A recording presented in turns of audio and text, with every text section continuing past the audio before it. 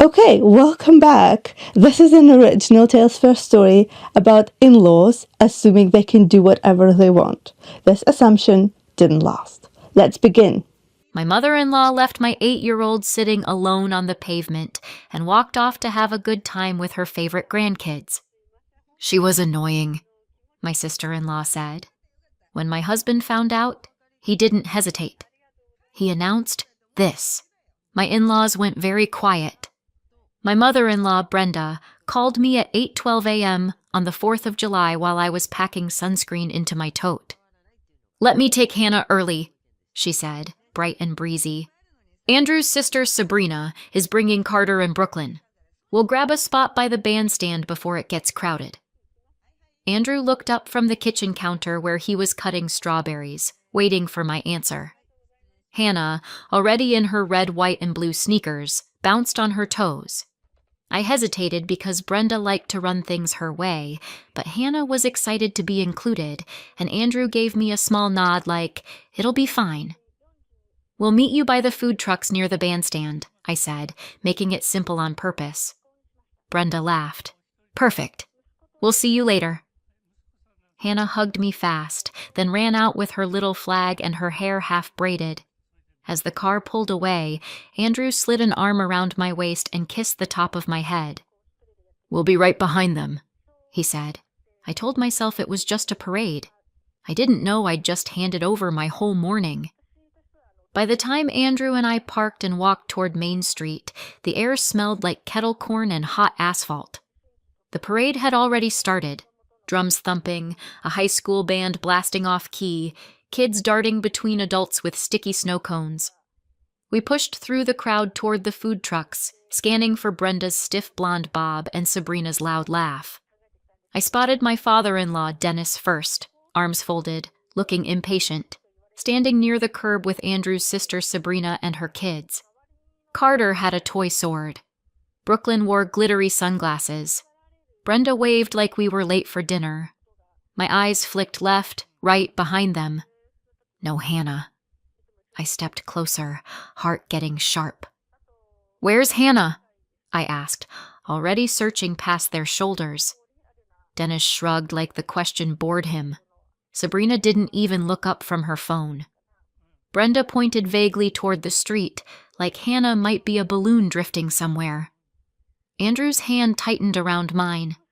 I asked again, louder, because the band had started up another song and the noise swallowed everything. "Where is she?" And that's when I realized nobody was reaching for her hand. Sabrina finally looked up and grinned, like I'd walked into a joke. "Relax," she said. She was being annoying. The way she said it, light, amused, made my stomach go cold. "Annoying how?" I asked. I tried to keep my voice level because Hannah hated conflict, and conflict always made her disappear into herself. Sabrina laughed, a quick bark.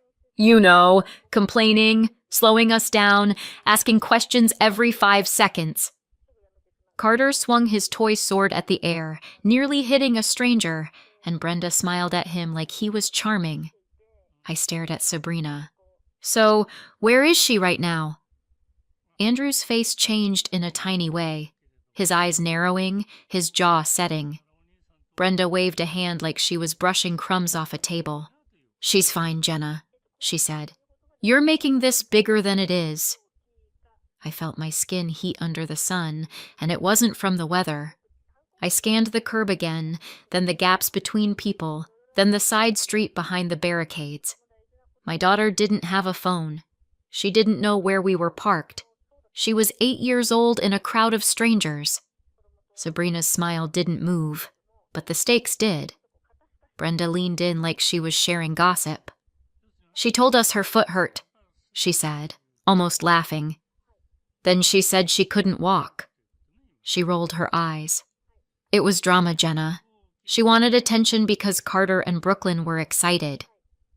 I stared at her mouth as she said it, like if I watched closely enough, I'd understand how an adult could sound so casual about a child in pain. "Her foot hurt?" I repeated. Andrew's head snapped toward Brenda. "What do you mean she couldn't walk?" he asked, voice low. Brenda shrugged.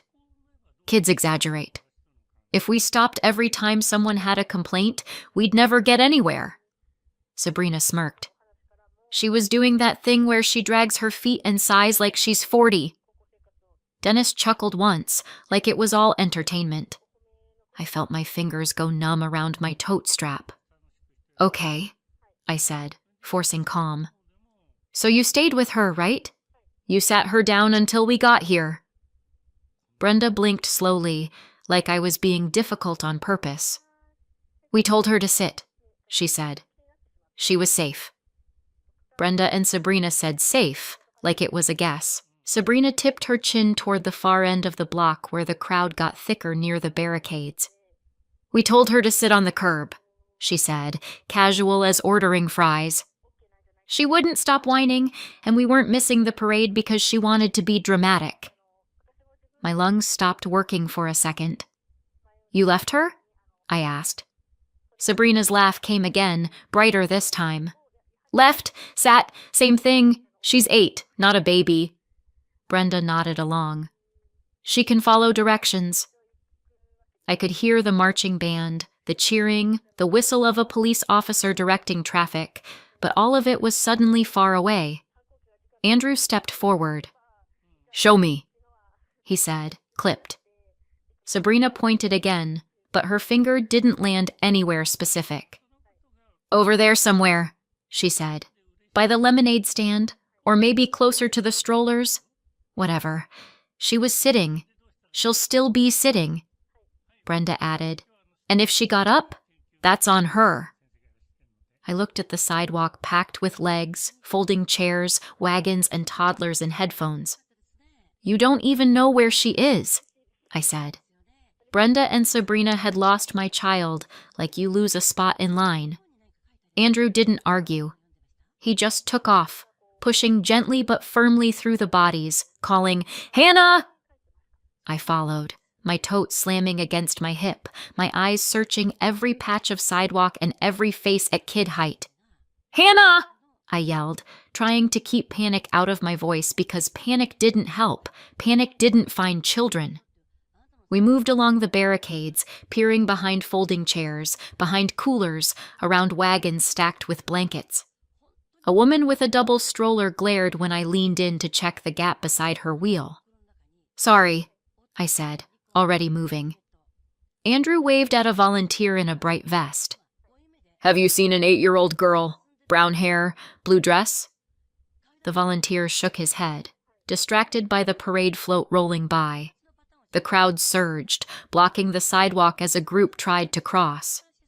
I squeezed past anyway, hearing my own breathing too loud.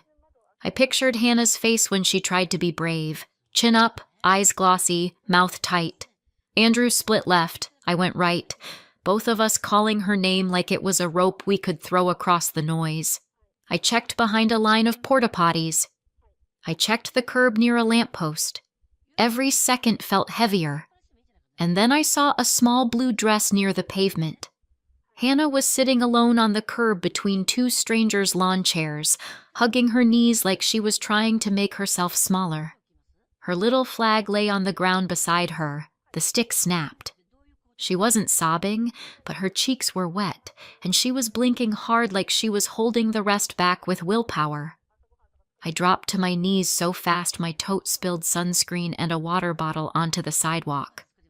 Baby, I said, touching her shoulder. She flinched, then melted into me when she realized it was me.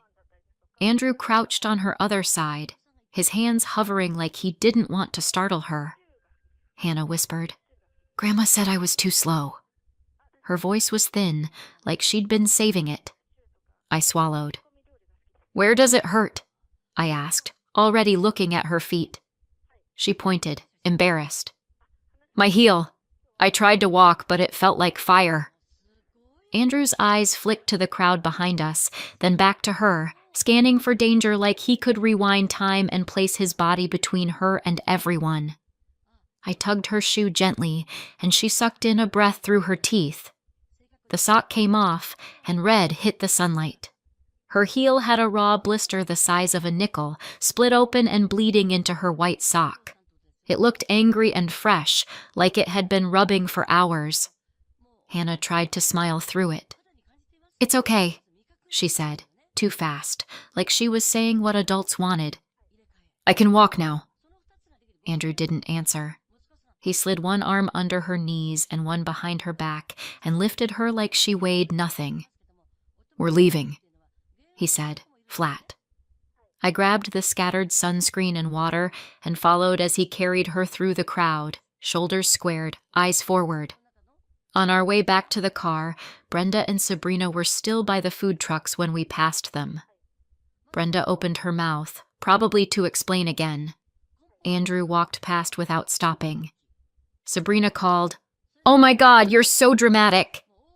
Andrew didn't turn his head. In the car, Hannah leaned against my shoulder while I pressed a napkin to her heel. Andrew drove with both hands locked on the wheel, silent the whole way home. That night, he didn't speak at dinner, didn't speak during Hannah's bath, didn't speak when I wrapped her foot and tucked her in. He just sat at the edge of the bed and watched her breathe. The next morning, Andrew finally broke his silence. I met Andrew a little over 2 years earlier through a mutual friend's backyard barbecue, back when it was just me and Hannah. Hannah was 6 then, and my whole life ran on school drop-offs and grocery lists. He didn't come in loud. He didn't try to win Hannah with candy or big promises. He just started showing up, helping carry chairs, refilling drinks, asking me normal questions like what I did for work and what Hannah liked to read. When Hannah wandered over and hovered near the cooler, Andrew crouched to her level and said, "Hey, I'm Andrew. You don't have to talk to me if you don't want to." Hannah stared at him like she was deciding if he was safe. He didn't reach for her. He just stepped back and let her choose. Later, when I walked Hannah to my car, Andrew kept his distance and said, "If we ever do this again, I want to go at her pace." No one had ever said that to me before. Her pace. That was how he was with everything. Permission, patience, no pressure. And because he didn't push, Hannah got curious. She'd peek around corners to watch him. She'd ask me small questions about him. He wasn't trying to be her dad. He was trying to be steady. The first real crack in her wall happened a few months later. By then, Hannah had just turned 7, over grape juice on my kitchen floor. She bumped her cup reaching for a napkin, and purple juice poured across the tile like a spill and a confession. Hannah froze with her hands up, eyes wide, waiting for the part where an adult gets sharp and mean. Andrew had been helping me put groceries away. He looked down, then up at Hannah's face, and something gentle settled over him. "No worries," he said, like the mess was nothing. He grabbed paper towels, knelt down, and started blotting. Hannah didn't move. She just watched him like she didn't understand the script had changed. Andrew glanced up and added, "Accidents happen. You can help me if you want." Hannah slowly grabbed a towel and dabbed at the edge of the spill. Her shoulders loosened as she did it. I saw it. The exact moment her body stopped bracing. After we finished, Andrew tossed the wet towels in the trash and said, "Teamwork."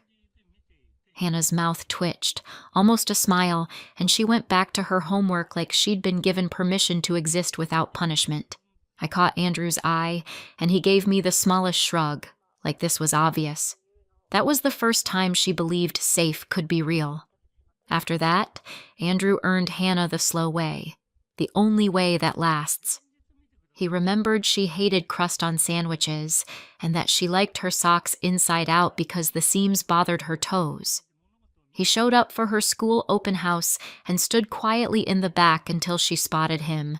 Then he smiled like she'd done something brave. He never made her call him Dad. He never hinted that he deserved it. He just kept promises. If he said he'd be at pickup, he was there. If he said they'd go to the library on Saturday, he didn't forget when something more fun came up. He kept her drawings in a folder in his desk like they were important documents. One night, I found him taping a crooked stick figure picture to the inside of a kitchen cabinet. "What are you doing?" I asked. He looked almost embarrassed. "She'll see it when she gets cereal," he said. Hannah opened that cabinet the next morning and froze, then reached up and traced her own drawing with her fingertip. "You saved it," she whispered. Andrew nodded. "Of course I did." Her whole face softened. It wasn't fireworks. It was quieter than that. It was trust turning into routine. He built her safety one small promise at a time. The first dinner at Brenda and Dennis's house should have warned me the way storms warn you: air too still, smiles too tight. Sabrina was already there with Carter and Brooklyn, and Brenda practically ran to the door when we arrived. "There's my babies!" she sang, scooping Brooklyn up and kissing her cheeks. Carter got a fist bump from Dennis and a fresh cookie before his shoes were off. When we walked in, Hannah stayed close to my side, her hand tucked into mine. Brenda turned, looked Hannah up and down, and her smile thinned. "Oh," she said, polite like a cashier. "So this is your child." The words landed wrong. Your child, not our granddaughter, not Hannah, just a category. Hannah's grip tightened. Andrew cleared his throat. "Hi, Mom," he said, careful. Brenda kissed his cheek, then looked past Hannah again like she was furniture.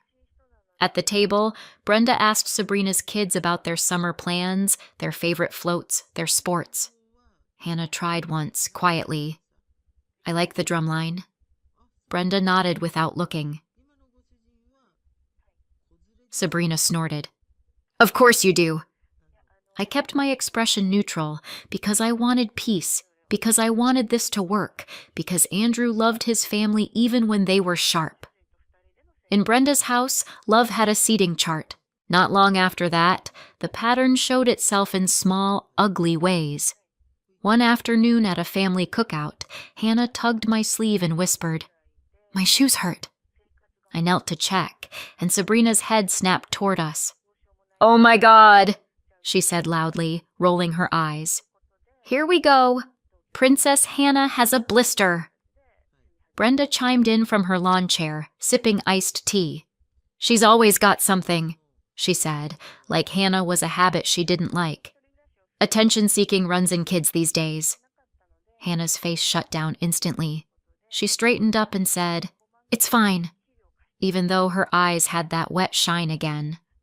Andrew came over with a plate of burgers and asked gently, "Do you want to change shoes?"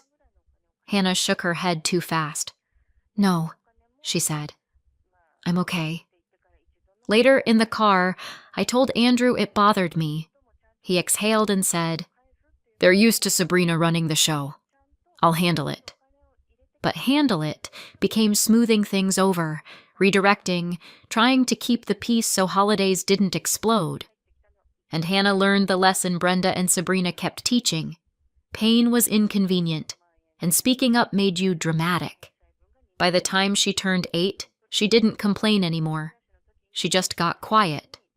By 8, my daughter was already training herself not to limp. Back home that afternoon, I sat Hannah on the closed toilet lid and ran warm water in the tub. I cleaned the blister carefully, the way you handle something that hurts just to look at.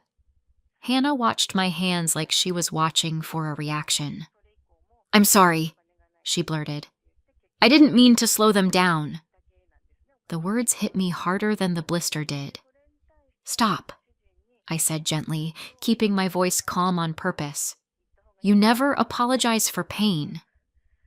Hannah's eyebrows pulled together, confused like I'd spoken a different language. "But Grandma said," she started, then stopped herself like she wasn't allowed to finish. I dried her heel, put on antibiotic ointment, and wrapped it in gauze. "Your body tells you things," I said. "If it hurts, you say so. That's not drama. That's information." Hannah stared at the bandage like it was proof she'd done something wrong. "I should have just walked," she whispered. "No," I said, firmer. "You should have been helped." She swallowed and nodded like she understood, but I could tell she was filing it away as a rule she wasn't sure she was allowed to follow. When I carried her to bed, she said sorry, one more time under her breath, like a reflex she couldn't break. She said sorry like it was automatic. Andrew was in the hallway when Hannah, half asleep, mumbled, "Grandma said stop making drama." She didn't know he was there. She thought she was just talking to me, admitting something the way kids confess in the dark. I felt Andrew's whole body go still behind me. I turned my head and saw his face, blank, controlled, like a door had shut. "Hannah," he said softly, stepping closer. "Can you say that again?" Hannah's eyes popped open, instantly worried.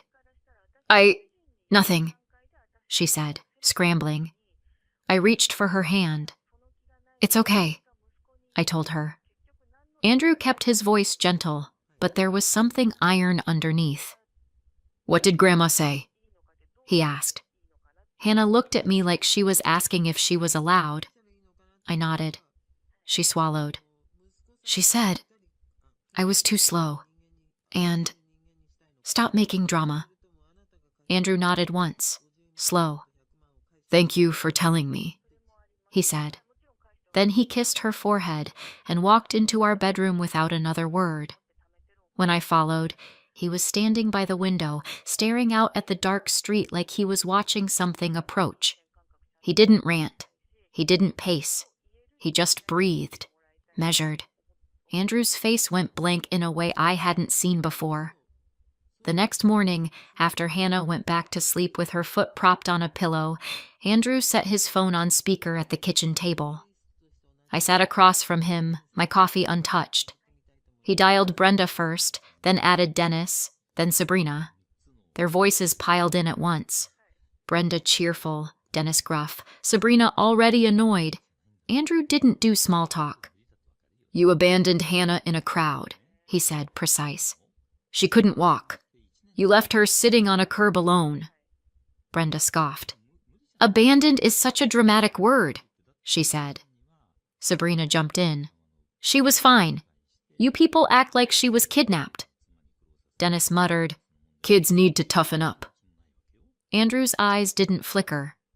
"She had a bleeding blister," he said. "She told you she was in pain. You decided the parade mattered more than her safety." Brenda's tone sharpened. "We didn't know she was really hurt. She always says something hurts." Sabrina laughed. "She's always whining for attention."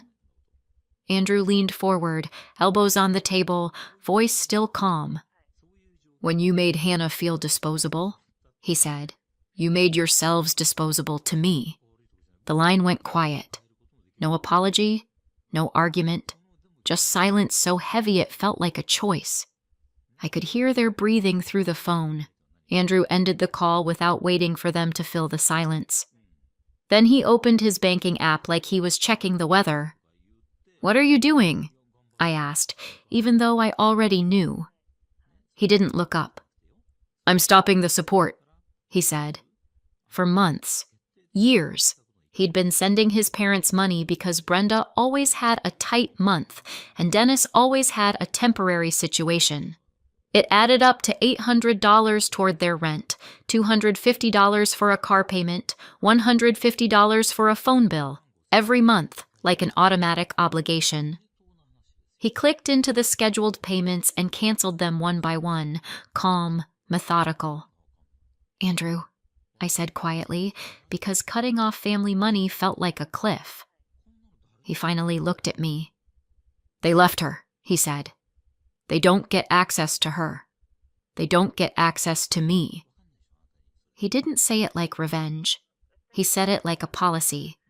Then he opened our shared calendar and deleted the next Grandma's Day brunch we'd planned, and he texted Brenda one line.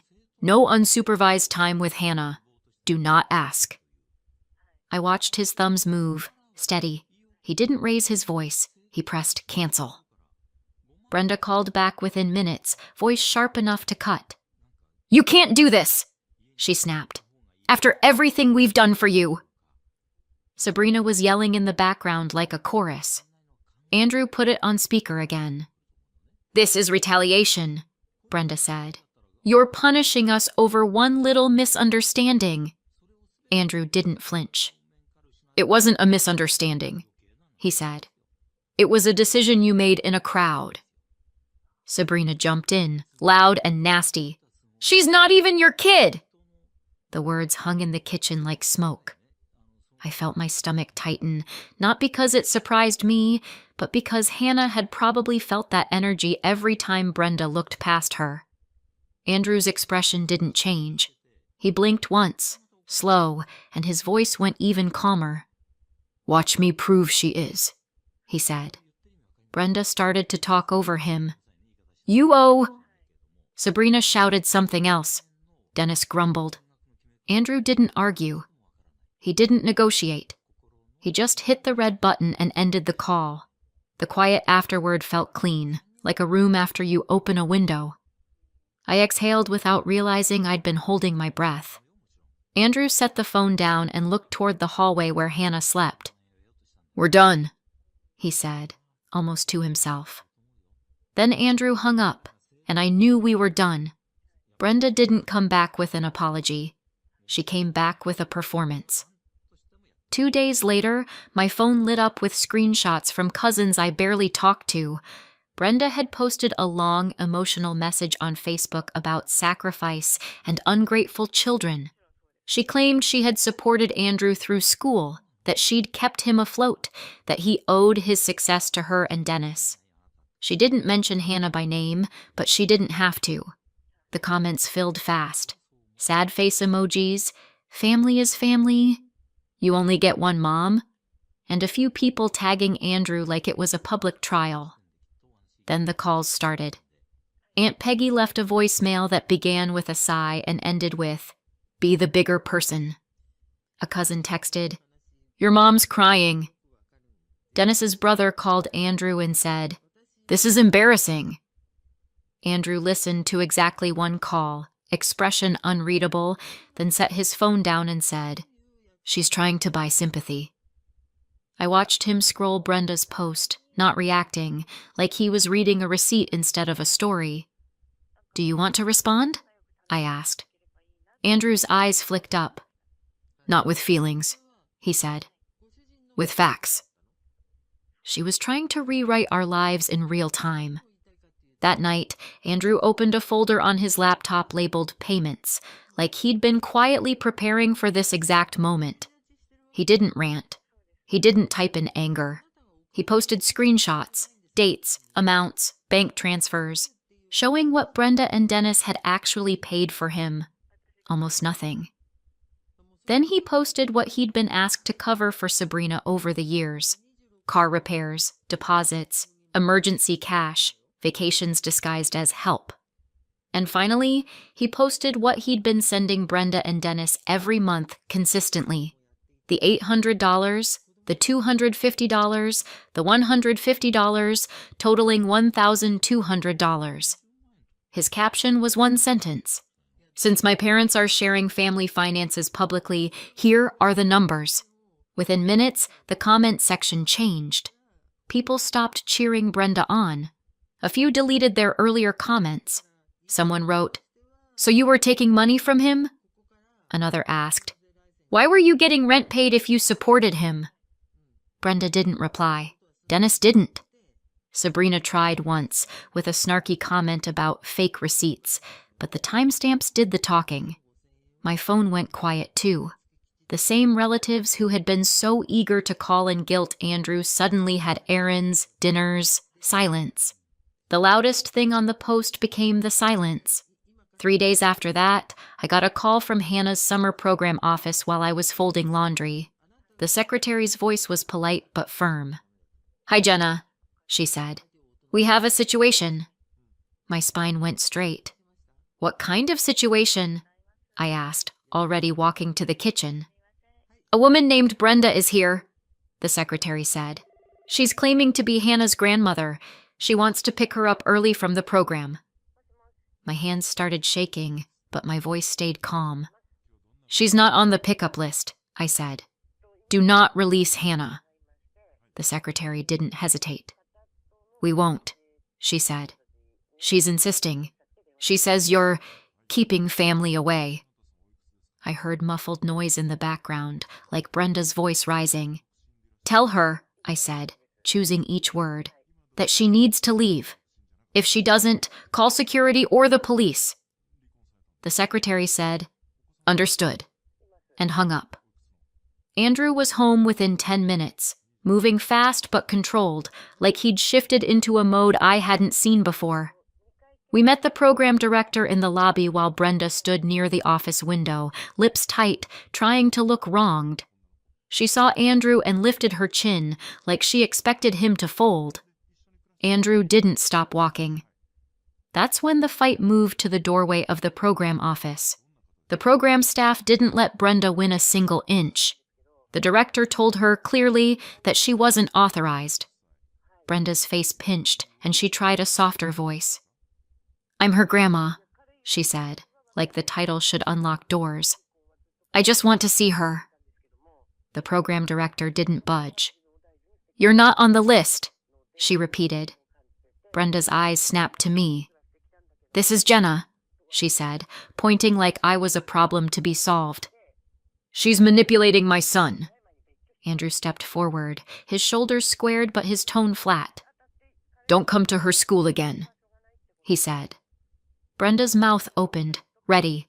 Sabrina wasn't there, but I could hear her in Brenda's posture, the practiced outrage. You're tearing this family apart, Brenda hissed. Andrew didn't argue. You did that, he said, when you left Hannah on the curb. Brenda flinched like he'd slapped her with the truth. She tried again, softer, eyes shiny. I said I was sorry, she whispered. Andrew's expression didn't change. You blamed her, he said. That's not sorry. We walked out with Hannah 20 minutes later, her backpack bouncing, unaware of most of it. In the car, Andrew took a slow breath and said, No contact, permanent. His thumb hovered over his phone, then moved. His thumb hovered, then he muted their threads and started blocking numbers. After the school incident, the extended family suddenly developed boundaries of their own, mostly because the story had stopped working. Aunt Peggy stopped calling. The cousin who'd texted "Your mom's crying" never followed up. The group chat went from active to dead, like someone had pulled the plug. Brenda tried a different angle next. Long messages that started with, I'm sorry you feel hurt, and ended with, but Hannah really does overreact. Every apology came with a hook. Every love you came with blame. Andrew didn't respond. He archived everything. When Brenda tried emailing, he filtered it. When Dennis tried calling from a different number, Andrew let it ring and then blocked it too. Hannah asked once, cautiously, Are we going to Grandma's again? Andrew crouched beside her and said, No, not anymore. He didn't say it like a punishment. He said it like a safety rule. Hannah nodded slowly, like she'd been waiting for an adult to finally choose her without qualifiers. That night, Andrew and I sat at the table and made a list of every place Brenda could try to push. School, activities, neighbors, and we tightened each one, quietly, methodically. It wasn't dramatic. It was maintenance. Peace isn't loud, but it holds. Andrew didn't stop at blocking numbers. Within a week, he scheduled a consultation and came home with a stack of paperwork. Hannah's biological father had been out of the picture for years, and he'd already signed the consent forms. I'm going to adopt Hannah, he said, like he was stating tomorrow's weather. My throat tightened. You don't have to, I started. He cut me off gently. I want to, he said, and I'm doing it now. There were forms, background checks, home visits, letters from teachers, notarized documents, real steps that took time and patience. Hannah sat at the table coloring while Andrew filled out page after page, occasionally asking me for dates or addresses. At one point, Hannah looked up and said, Is this about Grandma? Andrew paused, then answered honestly. It's about you, he said. It's about making sure nobody can ever treat you like you're optional. Hannah stared at him for a long second, then slid a drawing across the table. Stick figures labeled me, Mom, Andrew, and a house with a big door. Andrew took it and tucked it into the paperwork folder like it belonged there. He wasn't just drawing a boundary. He was changing her future. A year later, we sat in a small courtroom in suburban Illinois with Hannah in a simple dress and her hair neatly combed. Her heel had long healed, but something else had healed too. Her posture, her voice, the way she walked into a room like she had a right to be there. Andrew wore a suit that didn't quite match his shoulders, and he kept smoothing the same spot on his tie like his hands needed something to do. The judge smiled at Hannah and asked her kindly if she understood what was happening. Hannah nodded, serious. Yes, she said.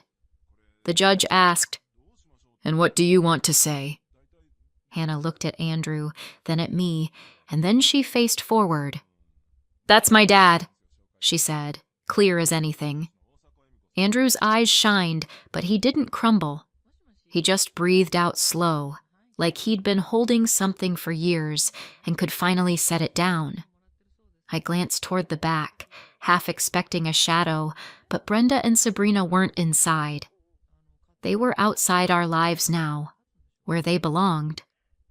When the judge signed the final page, Andrew squeezed Hannah's hand, and Hannah squeezed back without hesitation.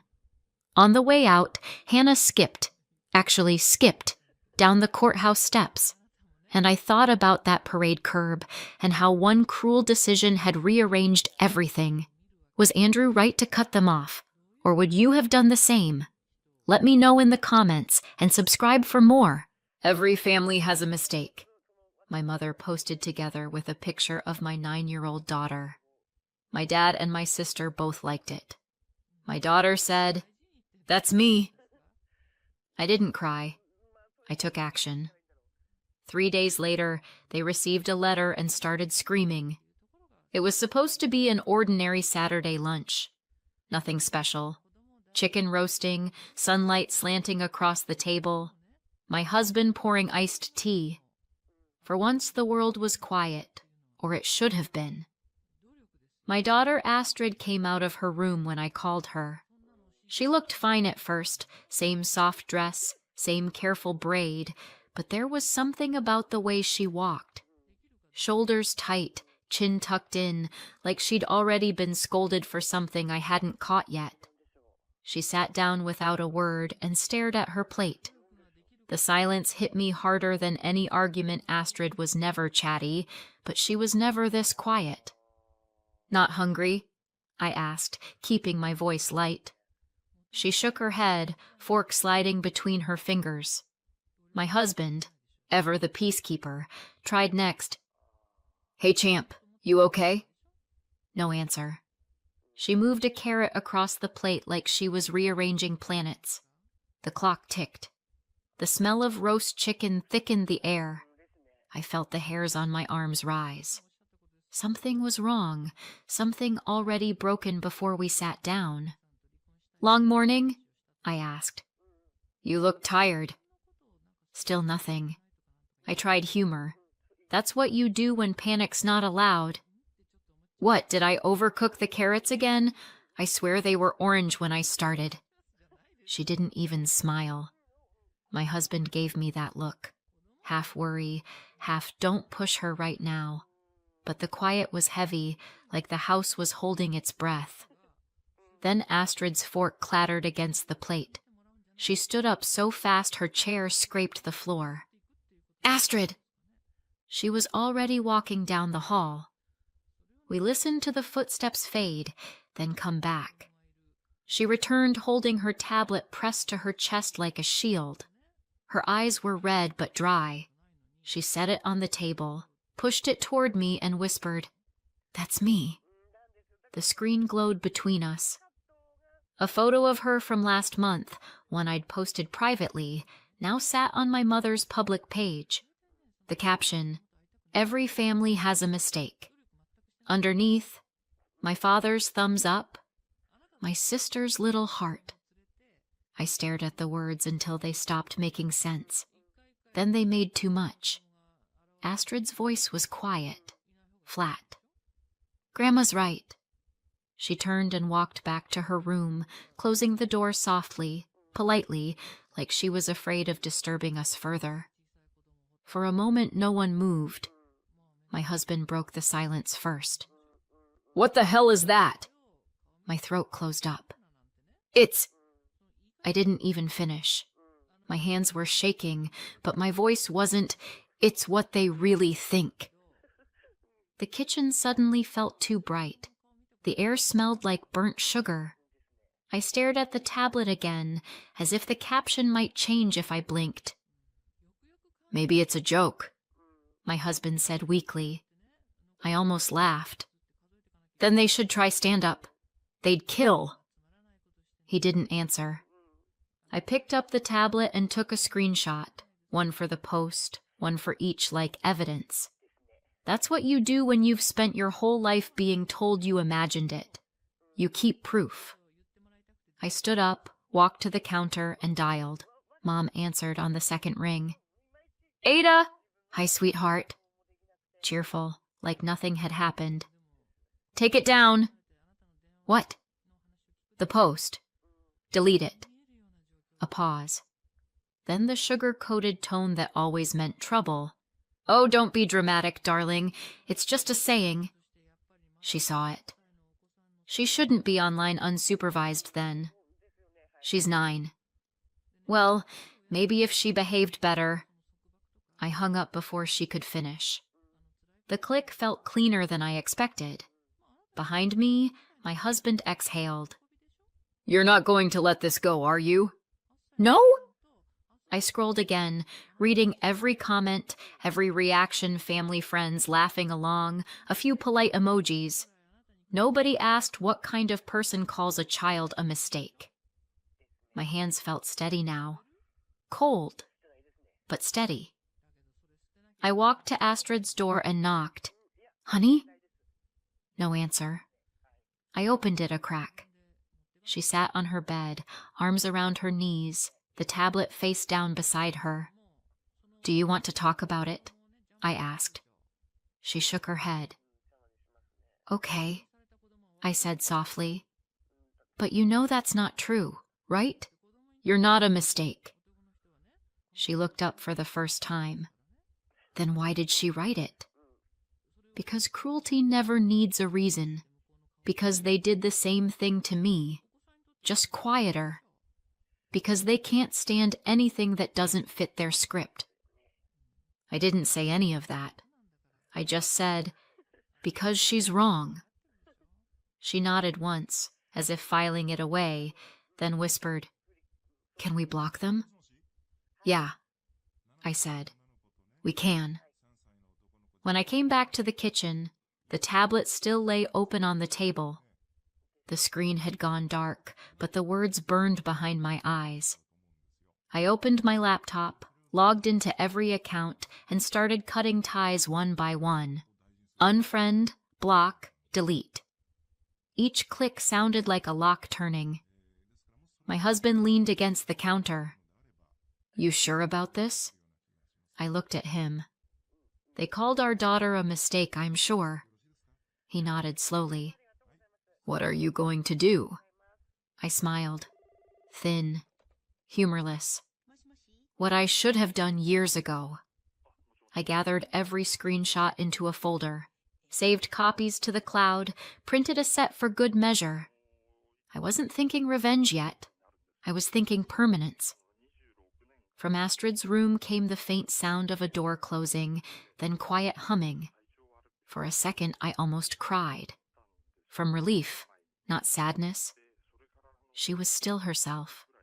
Still here. I sat down at the table, looking at the blank space where her plate had been, and felt the old version of myself, obedient daughter, quiet peacemaker, slip away like a skin that never fit. The next version of me was already forming. I turned off the light, looked once more at the glowing tablet, and whispered, "This ends here." 3 days later, they received a letter, and started screaming. It wasn't the first time they'd called someone in our family a problem. It just took me 35 years to realize that in our house, being different was the real crime. I grew up the middle child. Proof that birth order can be a curse. My brother was the golden boy, my sister the baby, and me, the phase. If I was sick, I was faking. If I was quiet, I was sulking. If I tried to help, I was in the way. I learned early that you only got noticed when you messed up. By high school, I'd perfected invisibility with occasional flashes of trouble. People got angry at me, and I never knew why. Once I answered a question honestly, "No, I don't like group projects." And the room went dead. Apparently, truth sounds like attitude when it comes out of the wrong mouth. So I stopped asking what I'd done wrong and started assuming it was everything. When I was small, the only person who didn't treat me like a problem was my grandmother. She was the family's official odd one, which meant she was quiet, particular, and didn't bother pretending. She lined up her teacups by size, wore the same soft cardigan every day, and talked to me like I was a person, not a chore. They said she was eccentric. Later, when her memory slipped a little, they upgraded her to crazy.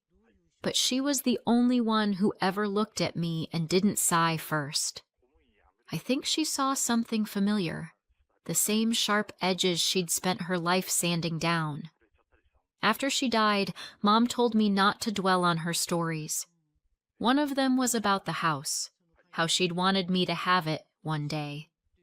I was a teenager. I assumed she meant sentimentally, not literally.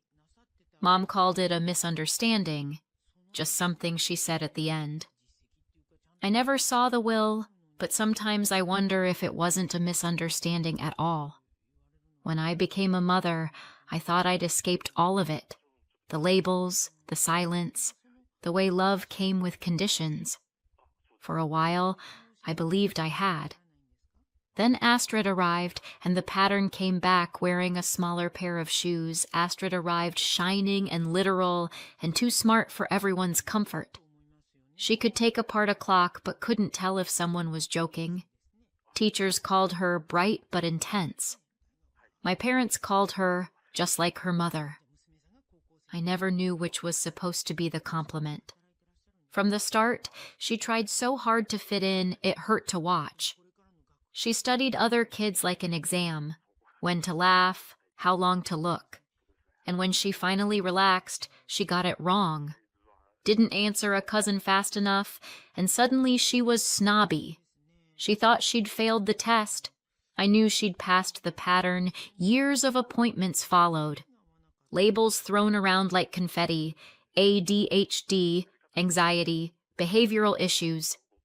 Then one doctor spent more than 15 minutes with her and said the word no one else had. Autism. Not the kind people think they can spot. The kind you only see when you know where to look. High masking, they called it. Copying, scripting, pretending. Holding it together in public. Collapsing in private. I felt relief first, then guilt so sharp it made my throat burn. If someone had given that word to the child I used to be, maybe I'd have turned out less apologetic. I told my parents, expecting, God knows why, understanding. Mom laughed. "She talks fine," my sister said. "Everyone's autistic now." Then they compared her to a boy they knew who was nonverbal. "That's real autism. She just needs boundaries." I tried to explain masking. "You can't see it because she hides it so you won't judge her." Mom waved a hand. "She's not hiding anything. You're making excuses." After that, they started performing generosity. "She's just spirited. She'll grow out of it." Every sentence another erasure. And when Astrid flinched at loud noises or refused scratchy clothes, they smirked like they'd caught her bluff. At dinner one night, Mom forced a hug on her. Astrid stiffened. Mom laughed. "See? She's dramatic, just like you were." That word again. dramatic. Family code for wrong in a way we don't care to understand. I bit my tongue till it hurt. She was 9. I was back to being 10. Later that night, Astrid asked, "Why does Grandma say I'm weird?" I told her, "Because she doesn't have another word for special." Dry humor's the only thing that keeps me from screaming. But the truth was simpler and sharper. They can't stand what they can't fix, and they can't fix what isn't broken. That was when I started keeping receipts, texts, comments, moments. Not because I planned revenge, but because I knew one day they'd pretend none of it happened. When Mom posted that photo, it didn't come out of nowhere. It was the punchline to a joke they'd been telling my whole life. They'd called me dramatic. Then they called Astrid defective. Different generation, same script. They made me the problem once. They weren't going to do it to her. That was the moment I stopped being their daughter and started being her mother. The morning after the post, I didn't cry. I made coffee, opened my laptop, and looked up property lawyers. By noon, I was sitting in front of one, Sabrina Holt. Calm, sharp, the kind of woman who looked like she'd never once apologized for taking up space. I admired that about her immediately. "I need to find a will," I said. "Or a copy of one." Sabrina didn't flinch. "Whose?" "My grandmother's. She told me once that her house would be mine. Everyone said she was confused, but I don't think she was. I think they lied." She leaned back, assessing me. "And you believe there's a legal document?" "I believe my family hides everything that doesn't fit their story," I said. "So yes?" Her smile was small but real.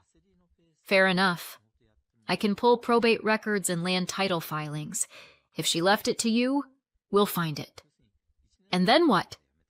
"Then," she said, "we make them give it back." I laughed. Short, sharp, a sound that startled even me. "Good. I'm done asking nicely." Waiting for her call was torture. I cleaned things that weren't dirty. I checked the kettle 4 times to make sure it was off. My hands wouldn't stop moving. Every time I sat down, I saw that post again, the photo, the caption, the likes. My parents' faces, smiling in public while I stared at the proof that they'd called my daughter broken. The house became an obsession. Not for the bricks or the walls or the stupid floral wallpaper, for what it meant. That was where everything had started. The birthdays, the shouting, the years of being told I was dramatic, and before that, it was where my grandmother had lived, quiet and strange and kind. They'd taken her house. They weren't going to take her voice too. I looked around my kitchen, small, rented, safe Astrid's drawings on the fridge. One of them was a house too. The phone rang. Sabrina didn't bother with small talk. "You were right," she said. "The will's on file. Your grandmother left the house to you outright. Your parents were temporary trustees until you turned 18. They never transferred the deed." I closed my eyes. "Of course they didn't." "It's a clear breach," she continued. "We can file for possession immediately. Do you want me to start the claim?" "Yes." "Once they're served, they'll have 30 days to respond. But given the wording, they don't have a chance." "Good," I said. "Let's give them the paperwork before they start rewriting history again." 3 days after the post, I sat in Sabrina's car outside my parents' house. She walked up the path with a thick envelope in one hand and the confidence of a woman who has never once been talked over at a dinner table. I stayed in the car, window cracked, fingers drumming against the steering wheel. The air smelled like cut grass and fury. The door opened. Mom answered. Still in her perfect makeup and pastel sweater, Sabrina handed her the letter. For a second, Mom just blinked. Then she read the first line, and her whole body changed. Shoulders back, lips tight, chin shaking with outrage, Dad appeared behind her, took the letter, scanned it. he started shouting before he finished the second paragraph. I couldn't hear the words, but I knew the rhythm. Accusation, denial, insult, victimhood. The family's greatest hits. Mom's eyes found me through the windshield. She looked like she was seeing a ghost. Maybe she was. The quiet, obedient version of me had died with that post 3 days ago. Sabrina came back to the car, face calm, papers in hand. "That went well," she said. I smiled. "Better than Christmas." We pulled away while their voices still echoed down the driveway. The calls started before we reached the next street. First Mom, then Dad, then my sister. I ignored the first 5, answered the 6th. Mom's voice came through cracked with rage. "You can't do this, Ada. She wasn't thinking straight when she wrote that will." "She was the only one who ever did," I said. Dad shouted in the background, "You'll ruin this family." "You already did," I replied. Mom tried again, softer now. "Do you even hear yourself? You're making us homeless." "No," I said. "I'm reminding you whose house you've been living in." "You ungrateful—" I hung up. The click was better than applause. That night, Astrid sat at the table drawing again. She didn't ask what had happened. She just looked up once and said, "You look different." "Do I?" I asked. "Yeah," she said. "Not scared?" I almost laughed. "I'm not anymore." She smiled faintly and went back to her sketch. The page was a small house surrounded by sky. I stood there a moment, watching her draw, feeling the air finally move through the room. Maybe this was rebellion. Not screaming, not smashing plates, just refusing to stay quiet when the truth was already loud. They'd spent my whole life calling me difficult. Now they could call me plaintiff. And honestly, I think that's progress. The envelope from Sabrina arrived on a Tuesday morning, thick, heavy, official-looking. I didn't even need to open it to know what it was. My parents had decided to fight back. They'd filed a counterclaim, saying my grandmother was mentally unfit when she left me the house. The same grandmother who paid their bills, cooked their dinners, and outlived most of her critics, Sabrina called before I'd even finished reading the letter. "They're claiming she was incompetent," she said. Her tone was calm, measured, like she was telling me the weather. "And?" I asked. "And they'll lose," she said. "But it's going to get ugly first." I laughed, though it came out too tight. "Ugly's fine. I was raised for it."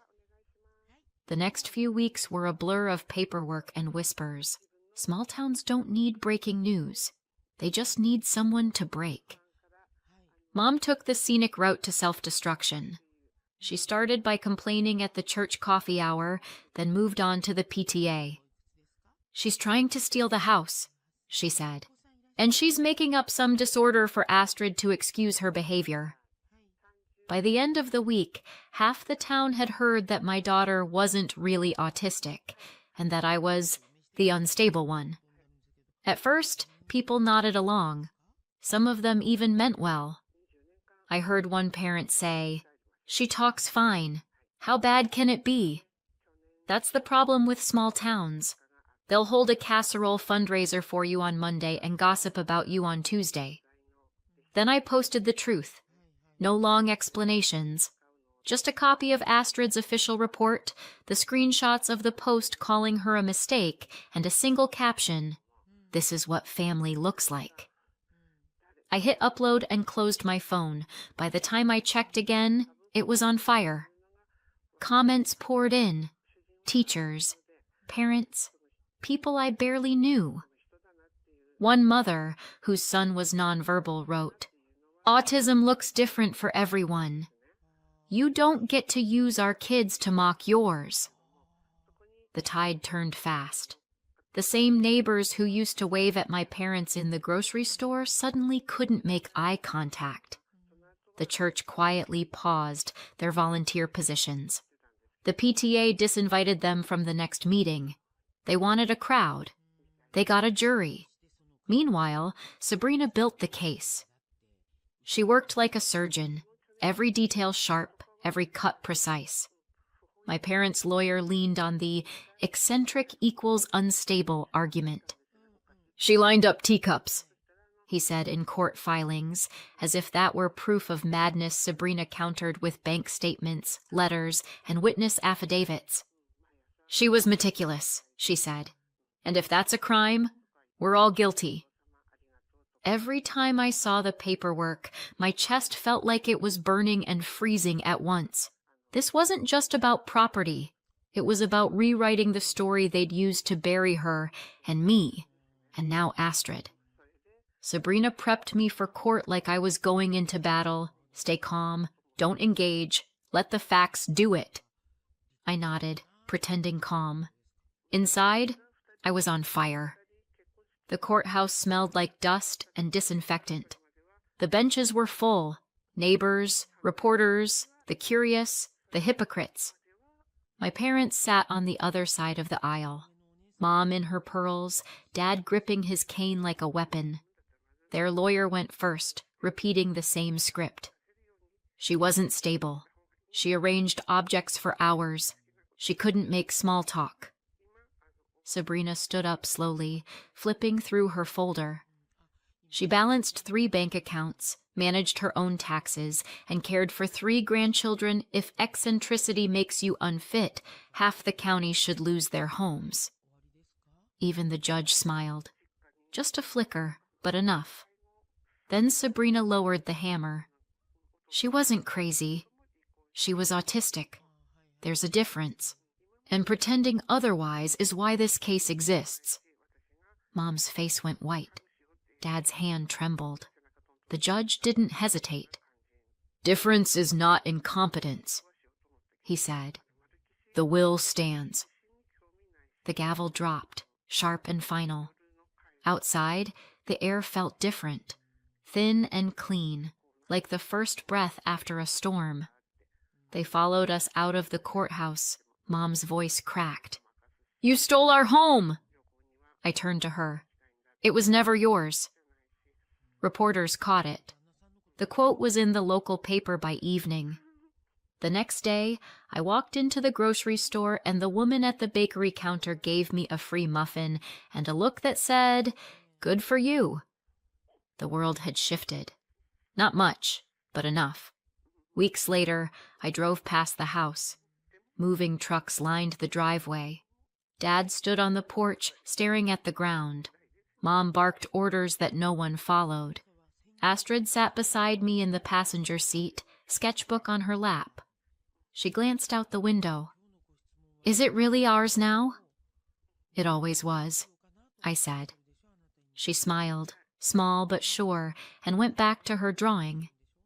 I watched her pencil move, steady, certain, and realized how long it had been since she looked nervous in her own skin. 3 generations they called broken. None of us were. The car idled, engine low and soft.